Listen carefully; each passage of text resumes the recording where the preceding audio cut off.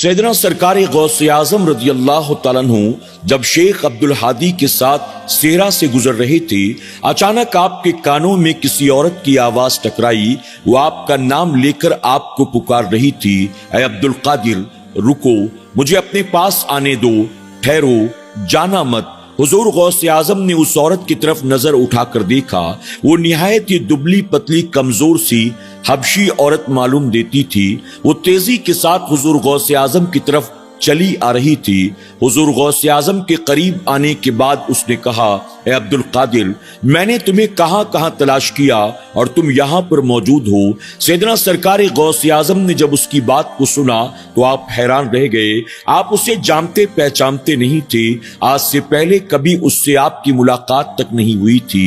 वो औरत कहती है, मैं हबशा की रहने वाली हूं। मैं अल्लाह की इबादत में मसरूफ थी कि मुझे इस आलम से दूसरे आलम में ले जाया गया और मुझे वहां ले जाकर दिखाया गया कि बगदाद का एक हीरा चमकता दमकता शहर बगदाद से मक्का मुअज़्ज़मा की जानिब रवां दवा है, और मुझे इस बात का हुक्म दिया गया कि फौरन उस हीरे को जाकर तलाश करो और उसकी मेजबानी का शर्फ हासिल करो। मैं आपको कहां कहां तलाश करते हुए आखिरकार यहां पहुंची हूं। सैयदना सरकार गौस आजम और शेख अब्दुल हादी हैरत के साथ उस हबशी औरत की बातों को सुन रहे थे। फिर उस औरत ने मजीद कौन कौन सी बातें बताई और गौस आजम ने उस औरत की बातों का क्या जवाब दिया, आइए मुकम्मल वाक़ये में समाअत करते हैं। ये वाक़या उस वक्त का है जब सैयदना सरकार गौस आजम रज़ी अल्लाह तआला अन्हु की तालीम मुकम्मल हो चुकी थी और आप शहर बगदाद में लोगों को पढ़ाया करती थी। आपके पास बहुत सारे जिन्नात भी हुसूल इल्म के लिए आया करती थी, यानी अक्सर आपकी खिदमत में रिजालुल गैब आया करती थी और बहुत सारे जिन्नात ने आपसे शर्फ़े बैत भी हासिल की थी। चारों तरफ सैयदना सरकार गौस आजम की तालीम और तरबियत के चर्चे हो रहे थे, लेकिन अल्लाह ने आपको जो मकामे विलायत अता किया है, अक्सर लोग आपके मकामे विलायत से नावाकिफ थे। आपकी उम्र तकरीबन 26 या 27 साल की रही होगी जब हज का महीना करीब आया। सैयदना सरकार गौस आजम के दिल में तमन्ना पैदा हुई कि चले इस बार हम भी सफरे हज करते हैं। सैयदना सरकार गौस आजम ने सफरे हज पर रवाना होने की तैयारी शुरू कर दी। आपके पास कोई ज्यादा सफर तो था नहीं, बस अल्लाह की बारगाह में आपने दुआ की कि मौला, इस सफर में मेरे लिए आसानी फरमा, इस रास्ते में कोई रुकावट ना आए, तू मेरी गैब से कदम कदम पर मदद फरमा और खैर वाफियत के साथ मुझे मक्का मुअज़्ज़मा पहुंचा और हज के तमाम अरकान अदा करने में मौला तू मेरी मदद फरमा। हुजूर गौस आजम अपने रब की बारगाह में दुआएं करते हैं और सफर हज पर रवाना हो जाते हैं। फरमाया गया कि शहर बगदाद से सफर करते करते आप जंगलों बियाबान को पार करते हैं। आप पहाड़ की मुख्तलिफ घाटियों से होते हुए आराम करने के इरादे से एक ऐसी जगह पर पहुंचते हैं जहां पर एक इबादत गाह यानी छोटी सी मस्जिद मौजूद थी। हुजूर गौस आजम ने देखा कि इस वीराने में आखिर ये मस्जिद कहां से आ गई। फिर आपने सोचा कि शायद मुसाफिरों ने आते जाते ये मस्जिद तामीर की होगी, या हो सकता है कि किसी अल्लाह वाले ने इसे तामीर किया हो। हुजूर गौस आजम उस मस्जिद के अंदर जाकर अल्लाह की इबादत में मसरूफ हो जाते हैं। अचानक आपको महसूस हुआ कि मस्जिद के अंदर जैसे कोई और दाखिल हुआ हो। आपने सलाम फेरने के बाद जब पलट कर देखा तो आपने देखा मस्जिद के अंदर एक और नूरानी चेहरे वाले बुजुर्ग मौजूद थे। उन्होंने सैयदना सरकार गौस आजम को सलाम किया। हुजूर गौस आजम ने उनके सलाम का जवाब दिया। उसके बाद आने वाले ने अपना तारुफ कराया कि मेरा नाम शेख अब्दुल हादी है, मैं फला मुल्क का रहने वाला हूँ, सफरे हज पर रवाना हुआ हूँ। आप कौन, कहां के रहने वाले और कहां का इरादा है? सैयदना सरकार गौस आजम ने अपना तारुफ कराया और आपने फरमाया, मेरा भी इरादा सफरे हज का है। इस पर शेख अब्दुल हादी ने कहा, अगर आपकी इजाजत हो तो आपसे कुछ मांगना चाहता हूँ। हुजूर गौस आजम ने फरमाया, जो मांगना चाहती हो बिला झिझक मांग लो। इस पर शेख अब्दुल हादी कहते हैं, सफरे हज पर आप भी जा रहे हैं, मैं भी जा रहा हूं। अगर आपकी इजाजत हो तो आपके हमरा हो जाऊं, यानी आपके साथ मैं सफरे हज पर चलूं। हुजूर गौस आजम ने फरमाया, जब दोनों की मंजिल एक ही है तो क्या मसला, ٹھیک ہے ہم ساتھ ہی چلیں گے۔ اب دونوں کچھ دیر تک مسجد میں آرام کرتے ہیں اور اس کے بعد دوبارہ سفر پر روانہ ہو جاتے ہیں۔ سیدنا سرکار غوث اعظم کے پاس کھانے پینے کا کوئی سامان نہیں تھا اور شیخ عبد الہادی کے پاس جو کچھ بھی تھا وہ ختم ہو چکا تھا۔ حضور غوث اعظم مسلسل روزے رکھ رہے تھے اور آپ کے فیوز و برکات کی وجہ سے شیخ عبد الہادی بھی آپ کے ساتھ ساتھ مسلسل روزے رکھ رہے تھے۔ ناظرین اکرام، جب اللہ کے ولیوں کا فیض حاصل ہو، اللہ تبارک تعالیٰ ہمت بھی عطا کرتا ہے، طاقت بھی عطا فرماتا ہے۔ شیخ عبد الہادی اس بلند مقام پر فائز تو نہیں تھے لیکن غوث اعظم کے ساتھ ساتھ تھے۔ اللہ نے ان پر بھی اپنا فضل و کرم فرمایا اور یہ دونوں حضرات بھوکے پیاسے حالت روزہ میں سفر کرتے کرتے کرتے کرتے مکہ معظمہ کی طرف بڑھتے چلے جا رہے تھے، یہاں تک کہ عرب کی سرزمین پر جب یہ دونوں حضرات داخل ہوئے تو چاروں طرف صحرا ہی صحرا نظر آ رہا تھا۔ حضور غوث اعظم نے کہا کہ آگے بڑھنے سے پہلے چلو کچھ دیر آرام کر لیتے ہیں۔ آپ کو صحرا میں ایک سائے دار درخت نظر آتا ہے، اب یہ دونوں سائے دار درخت کے نیچے جا کر بیٹھ جاتے ہیں۔ کچھ دیر آرام کرنے کا ارادہ تھا، اچانک حضور غوث اعظم کے کانوں میں کسی عورت کی آواز سنائی دیتی ہے، وہ آپ کا نام لے کر آپ کو پکار رہی تھی۔ حضور غوث اعظم کے کانوں سے جب یہ آواز ٹکرائی تو آپ حیران رہ گئے، آخر یہاں اس ویرانے میں مجھے آواز دینے والا کون ہے؟ آپ نے آگے بڑھ کر دیکھا تو دور آپ کو ایک حبشی عورت نظر آتی ہے جو بہت ہی زیادہ کمزور تھی، دبلی پتلی تھی، تیزی کے ساتھ وہ آپ کی طرف بڑھی چلی آ رہی تھی۔ حضور غوث اعظم نے اسے دیکھا تو آپ کو تعجب ہوا، آخر اس ویرانے میں، اس صحرا میں یہ عورت کہاں سے آئی؟ کون ہوگی؟ مجھے کیوں آواز دیتی ہے؟ حضور غوث اعظم نے جب اسے دیکھا تو آپ کو یوں محسوس ہوا یہ عورت اتنی زیادہ کمزور ہے کہ شاید یہ میرے پاس بھی نہ پہنچ سکے۔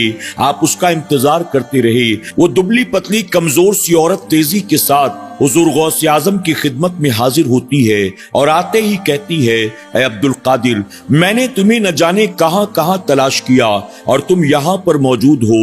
غوث اعظم نے جب یہ سنا آپ کی حیرت میں مزید اضافہ ہو گیا، آپ سوچنے لگے کہ بھلا یہ ہے کون؟ آج سے پہلے آپ نے اسے دیکھا نہیں تھا، نہ اس سے پہلے کبھی اس سے آپ کی ملاقات ہوئی تھی، اور یہ عورت بھلا مجھے کیوں تلاش کرتی ہے؟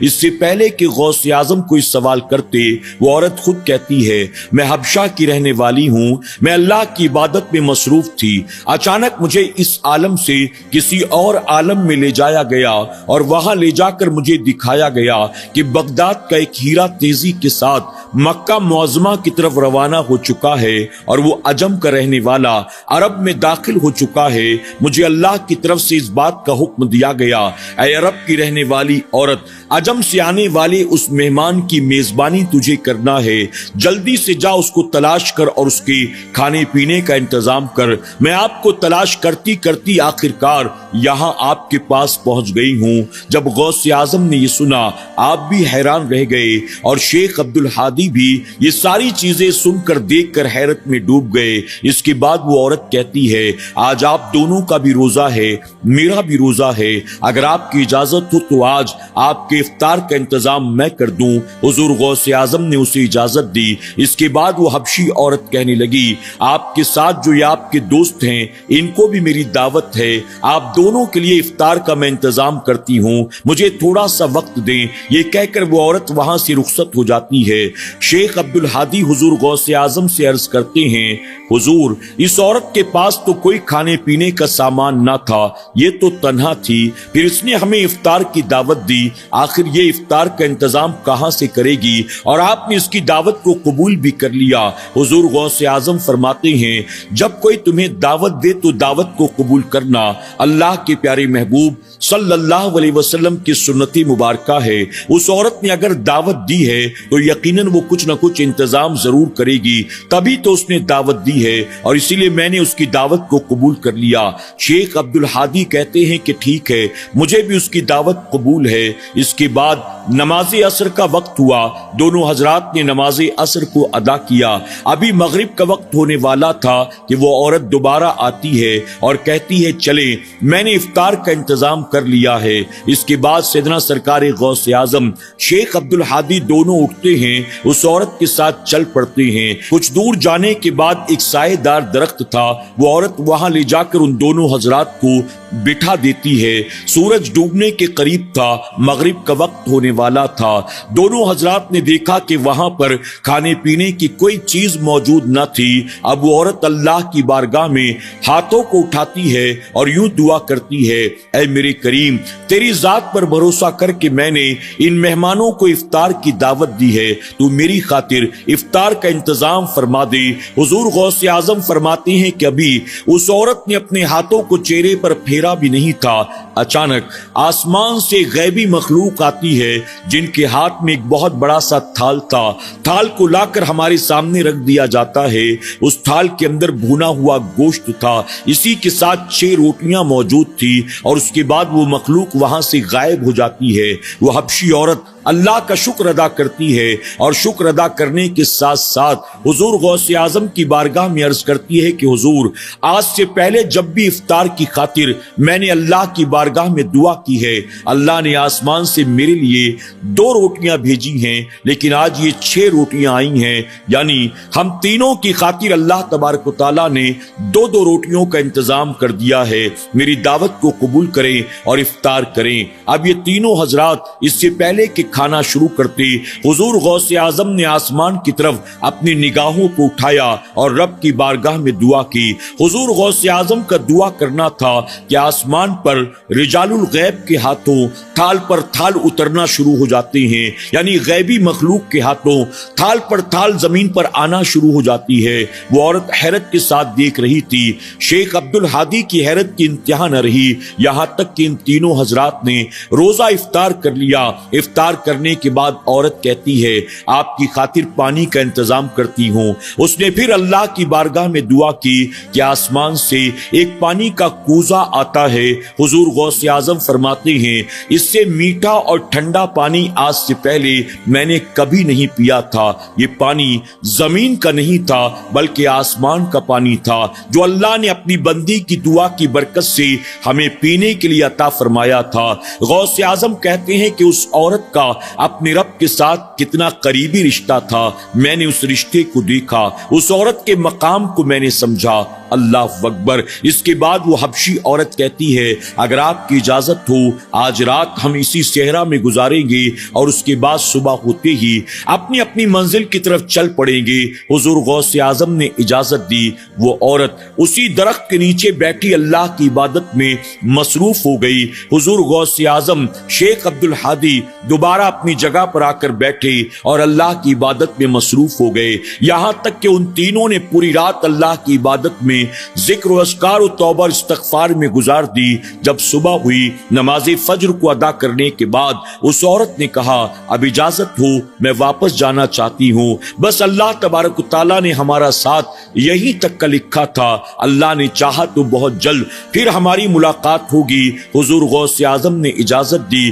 اس کے بعد وہ عورت وہاں سے رخصت ہو گئی۔ فرمایا گیا کہ شیخ عبد الحادی اور سیدنا سرکار غوث اعظم دوبارہ حج کے سفر پر روانہ ہو جاتے ہیں۔ چند صحرا کو پار کرنے کے بعد آخرکار مکہ معظمہ میں داخل ہو گئے، خانہ کعبہ کے پاس پہنچے۔ اب خانہ کعبہ کے پاس پہنچتے ہی ان دونوں نے طواف کعبہ شروع کیا۔ طواف کعبہ سے فارغ ہوئے، اس کے بعد حج کے ایام کا انتظار کرنے لگے۔ جب حج کے ایام شروع ہوئے تو دونوں نے حج کے تمام ارکان ادا کیے اور حج سے فارغ ہونے کے بعد اب طواف وداع کی باری آئی۔ سیدنا سرکار غوث اعظم شیخ عبد الحادی کو اپنے ساتھ لے کر طواف ودا کرنے کے لیے دوبارہ خانہ کعبہ کے پاس آتے ہیں۔ اب طواف کعبہ شروع کیا جاتا ہے۔ اللہ تبارک و تعالیٰ نے سیدنا سرکار غوث اعظم پر ایسی انوار و تجلیات کی بارشیں نازل کی کہ شیخ عبدالہادی اس کی تاب نہ لا سکے، بے ہوش ہو کر آپ زمین پر گر پڑے۔ جو لوگ وہاں طواف کعبہ کر رہے تھے ان میں افراتفری مچ گئی۔ لوگوں کو ایسا محسوس ہوا کہ جیسے ان کے جسم سے جان جدا ہو گئی ہو۔ حضور غوث اعظم طواف کرتے رہے، ایسا لگتا تھا کہ جیسے صرف حضور غوث اعظم ہیں، شیخ عبدالہادی ہیں، اور ان دونوں کے علاوہ وہاں تیسرا کوئی موجود نہیں ہے۔ شیخ عبدالہادی زمین پر پڑے تھے اور غوث اعظم طواف کو مکمل کرتے ہیں۔ طواف مکمل کرنے کے بعد ان کے قریب آتے ہیں۔ قریب آ کر دیکھا تو ایسا محسوس ہوا ان کے جسم سے روح پرواز کر گئی ہو۔ اس سے پہلے کہ حضور غوث اعظم رب کی بارگاہ میں دعا کے لیے اپنے ہاتھوں کو اٹھاتے، آپ نے دیکھا وہی حبشی عورت دوبارہ بھیڑ کو چیرتی ہوئی شیخ عبدالہادی کے پاس آتی ہے اور آنے کے بعد کہتی ہے، اللہ کے انوار و تجلیات کو برداشت کر لینا ہر ایک کے بس کی بات نہیں ہے۔ اللہ تبارک و تعالیٰ نے شیخ عبدالقادر جیلانی پر انوار و تجلیات کی بارشیں نازل کی۔ شیخ عبدالہادی ان کے ساتھ ساتھ تھے اور وہ اس کی تاب نہ لا سکے۔ اس کے بعد وہ حبشی عورت شیخ عبدالہادی کے سرہانے بیٹھ جاتی ہے اور اپنے رب کی بارگاہ میں ہاتھوں کو دعا کے لیے بلند کرتی ہے اور عرض کرتی ہے، یا اللہ اگر تو نے شیخ عبدالہادی کی موت لکھی ہے تو انہیں لے جا، اور اگر ان کی زندگی ابھی باقی ہے تو ان کی سانسوں کو چلا دے، ان کی دھڑکنوں کو چلا دے، انہیں دوبارہ زندگی عطا کر دے۔ ابھی اس حبشی عورت نے اپنی دعا کو مکمل کیا ہی تھا کہ اچانک شیخ عبدالہادی کے جسم میں حرکت پیدا ہوئی اور وہ اٹھ کر بیٹھ جاتے ہیں۔ حبشی عورت نے کہا، آخر تمہارے ساتھ ایسا کیوں کر ہوا؟ شیخ عبدالہادی کہتے ہیں، جب میں حضور غوث اعظم کے ساتھ طواف کعبہ کر رہا تھا تو ایسا لگ رہا تھا کہ صرف غوث اعظم ہیں، میں ہوں، خانہ کعبہ ہے، ہم تینوں کے علاوہ یہاں چوتھا کوئی نہیں ہے، اور اچانک میں نے دیکھا آسمان سے ایک مخلوق ذوق در ذوق یہاں زمین پر اترتی چلی آتی تھی، اور ہر کوئی غوث اعظم کے سینے سے لگنا چاہتا تھا، مصافحہ کرنا چاہتا تھا، ملاقات کرنا چاہتا تھا۔ ان کے چہرے اتنے نورانی تھے، ان کے جسموں سے ایسی خوشبو آ رہی تھی کہ میں تاب نہ لا سکا، اور اس مخلوق کو دیکھتے ہی مجھ پر غشی طاری ہو گئی، اور یہاں تک کہ میرے جسم سے روح پرواز کر گئی۔ اے عورت، تیرا بہت بہت شکریہ کہ تو نے دعا کی اور اللہ نے مجھے دوبارہ زندگی عطا کر دی، ورنہ میں تو مر ہی گیا تھا۔ اس پر وہ حبشی عورت کہتی ہے، اے شیخ عبدالہادی، اللہ تبارک و تعالیٰ نے تجھے دوبارہ زندگی میری دعا کی برکت کی وجہ سے نہیں بلکہ عبدالقادر جیلانی کے مقام کی وجہ سے، ان کی محبت کی وجہ سے، ان کے قرب کی وجہ سے، ان کے ادب کی وجہ سے عطا فرمایا ہے۔ اس کے بعد وہ حبشی عورت حضور غوث اعظم سے مخاطب ہو کر کہتی ہے، اے عبدالقادر جیلانی، میں نہیں جانتی کہ اللہ تبارک تعالیٰ کل تجھے کون سا بلند مقام عطا فرمائے گا، لیکن ہاں میں حبشہ کی رہنے والی ہوں۔ اللہ تبارک تعالیٰ نے تیرے بارے میں مجھے خبر دی ہے، اللہ تبارک تعالیٰ تیرے درجات کو بہت بلند فرمائے گا، اور میں نہیں جانتی اللہ نے یہ خبر کس کس تک پہنچائی ہے اور کون کون جانتا ہے کہ تیرا مقام کتنا بلند و بالا ہے۔ اس کے بعد وہ عورت حضور غوث اعظم کی بہت سی تعریفیں کرتی ہے، آپ کا مرتبہ اور مقام لوگوں کو بتاتی ہے، اور اس کے بعد اجازت لے کر وہاں سے رخصت ہوتی ہے، یہ کہتے ہوئے اب اس کے بعد شاید ہماری دوبارہ کبھی ملاقات نہ ہو، اور یہ کہہ کر وہ عورت وہاں سے پلٹ کر چلی جاتی ہے، اور پھر غوث اعظم سے عمر بھر کبھی بھی اس عورت کی ملاقات نہ ہوئی۔ اور آخر کار وہ وقت بھی آتا ہے جب اللہ تبارک تعالیٰ نے سیدنا سرکار غوث اعظم کو تمام ولیوں کی سرداری عطا فرمائی، تمام ولیوں کا امام بنا دیا۔ سبحان اللہ۔ ناظرین اکرام، اللہ رب العزت کا یقیناً ہم پر یہ بے پناہ کرم اور احسان ہے۔ ہم اولیاء صوفیاء کے ماننے والے ہیں، اللہ کے نیک اور برگزیدہ بندوں کے ماننے والے ہیں، ہم حضور غوث اعظم کے ماننے والے ہیں۔ ہمیں اور آپ کو چاہیے اللہ تبارک و تعالیٰ نے جن کے منصب و مقام کو اتنا بلند فرمایا ہے ان کی سیرت کو پڑھیں، ان کی زندگی کو پڑھیں، اور ہم بھی ان کے نقش قدم پر چلنے کی کوشش کریں۔ صرف محبت کا دعویٰ کر لینا، ان کے نام پر محفلیں سجا لینا، ان کی زندگی کے واقعات کو سنا لینا، یہی کافی نہیں ہے۔ کامیابی چاہتے ہو، سربلندی چاہتے ہو، عزت چاہتے ہو، جہنم کی آگ سے نجات چاہتے ہو، تو ان اللہ والوں کے نقش قدم پر چلنے کی کوشش کرو، جن کی ولایت کا ڈنکا دنیا کے کونے کونے میں کل بھی بج رہا تھا، آج بھی بج رہا ہے۔ اللہ تبارک تعالی ہم سب کو سیدنا سرکار غوث اعظم سے سچی پکی محبت کی توفیق عطا فرمائے، ان کی غلامی والی زندگی اور ان کی محبت والی موت عطا کرے۔ اللہ ہماری قیامت تک آنے والی نسلوں کی گردن میں حضور غوث اعظم کی غلامی کا پٹا ڈال دے، آمین یا رب العالمین۔